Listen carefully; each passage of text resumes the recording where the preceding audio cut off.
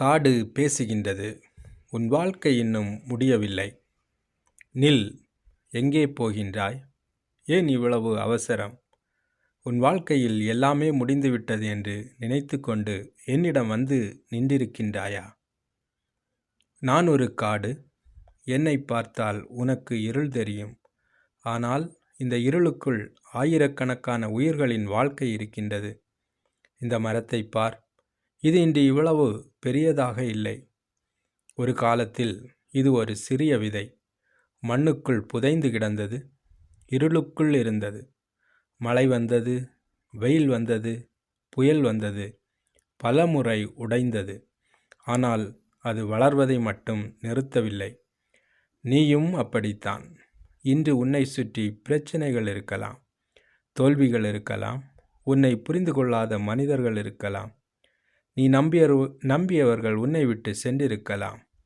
ஆனால் அதற்காக உன் வாழ்க்கை முடிந்துவிட்டது என்று அர்த்தமில்லை. நான் இந்த காட்டில் பல புயல்களை பார்த்திருக்கின்றேன்.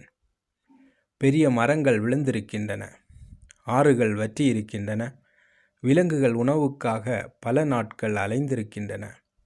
ஆனால் சில நாட்களுக்கு பிறகு மீண்டும் மழை வந்திருக்கின்றது.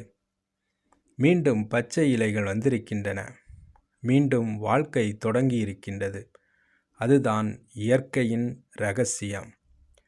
வீழ்வது தோல்வி அல்ல, விழுந்த இடத்திலேயே கிடப்பதுதான் தோல்வி.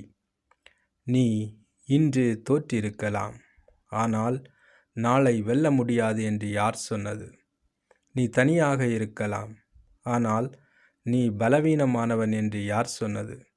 இந்த காட்டில் தனியாக நிற்கும் ஒரு மரத்திற்கு கூட அதன் வேர்கள் மண்ணுக்குள் ஆழமாக இருக்கின்றன. அதுபோல உனக்குள் ஒரு சக்தி இருக்கின்றது. அதை நீ இன்னும் கண்டுபிடிக்கவில்லை. அதனால் உன்னை நீ குறைத்து மதிப்பிடாதே. மற்றவர்களின் வாழ்க்கையை பார்த்து உன் வாழ்க்கையை நீ ஒப்பிடாதே. ஒவ்வொரு மரத்திற்கும் வளர ஒரு காலம் இருக்கின்றது. ஒவ்வொரு ஆற்றுக்கும் ஓட ஒரு பாதை இருக்கின்றது. ஒவ்வொரு மனிதனுக்கும் அவனுடைய நேரம் இருக்கின்றது. இன்று உன் நேரம் இல்லாமல் இருக்கலாம், ஆனால் அதற்காக உன் நேரம் வராது என்று அர்த்தமில்லை. நீ எவ்வளவு முறை விழுந்தாய் என்பதை வாழ்க்கை கேட்காது.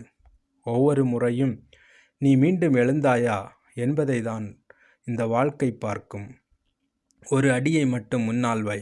அடுத்த பாதை அதற்கு பிறகு தெரியும். பல ஆண்டுகளாய் இங்கே நிற்கிறேன். எத்தனையோ உயிர்கள் சென்றதை பார்த்திருக்கின்றேன். ஒரு உண்மையை மட்டும்